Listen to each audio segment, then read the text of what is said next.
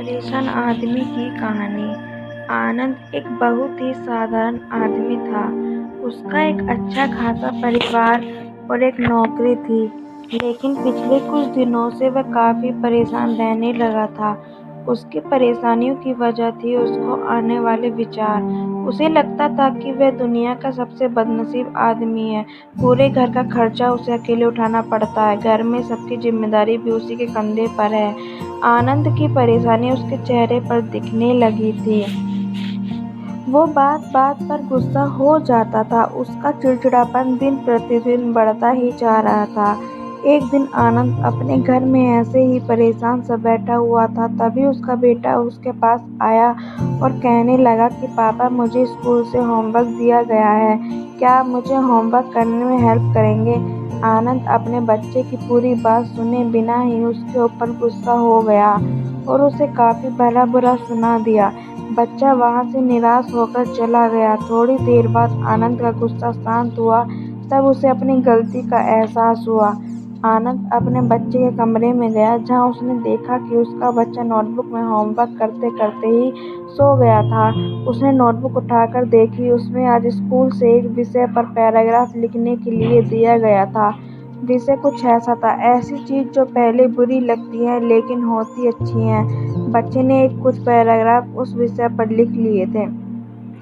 आनंद उस नोटबुक में लिखे को पढ़ने लगा। बच्चे ने कुछ इस तरह से लिखा था, मैं उन परीक्षाओं का धन्यवाद करना चाहूँगा जो पहले मुझे बहुत बुरी लगती थी, लेकिन बाद में मुझे समझ आया उसके बाद ही वैकेशन आता है। मुझे बीमारी में खाई जाने वाली सभी कड़वी दवाइयों से नफरत थी, लेकिन बाद में मैं समझ पाया कि उन्हीं दवाओं की वजह से मैं स्वस्थ हो पाता था और बाकी सभी चीज़ों का मज़ा ले पाता था। सुबह सुबह बजने वाला अलार्म मुझे अच्छा नहीं लगता था, लेकिन मैं बाद में समझ पाया उसी अलार्म की वजह से मुझे सुबह जल्दी उठने की आदत लगी और वही अलार्म ही मुझे जिंदा होने का एहसास दिलाता है। पहले मुझे मेरे पापा की डांट अच्छी नहीं लगती, लेकिन अब मैं समझ पाया हूँ उनकी डांट की वजह से ही मैं सही रास्ते पर बना रहता हूँ और अच्छे भविष्य की तरफ आगे बढ़ता हूँ। इन सभी चीज़ों के लिए और खासकर मेरे पापा के लिए मैं भगवान को धन्यवाद देना चाहूँगा, क्योंकि मुझे डांटने के लिए मेरे पापा तो हैं। मेरे दोस्त के पास तो पापा ही नहीं है। मेरे पास ही मेरी सारी ज़रूरतें पूरी करते हैं। कभी कभार डांटते भी हैं तो मेरे भले के लिए।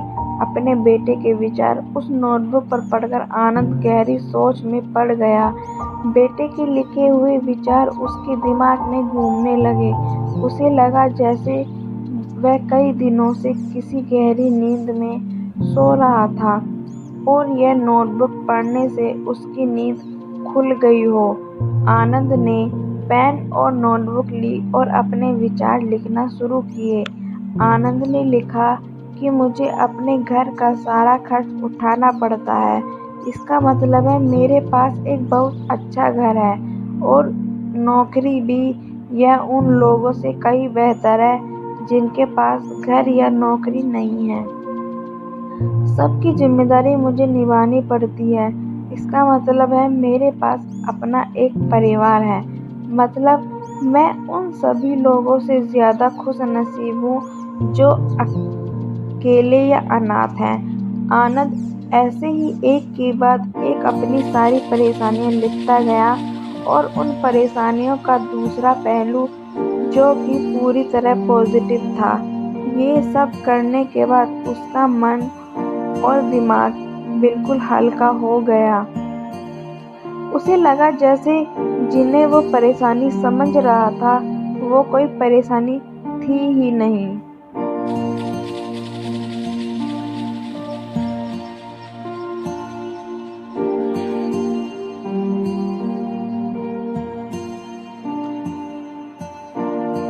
दोस्तों, हम में से कई लोग अपने जीवन में घटने वाली हर घटना को नकारात्मक दृष्टि से देखते हैं और हमेशा दुखी रहते हैं।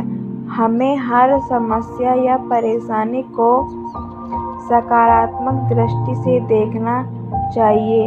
जिस दिन से हम ऐसा करने लगेंगे, उस दिन से हमारी हर समस्या गायब हो जाएगी, क्योंकि कोई भी समस्या एक नेगेटिव विचार से ज़्यादा कुछ भी नहीं होती है। दोस्तों, अगर वीडियो अच्छी लगी हो तो लाइक, शेयर एंड सब्सक्राइब ज़रूर करें। धन्यवाद।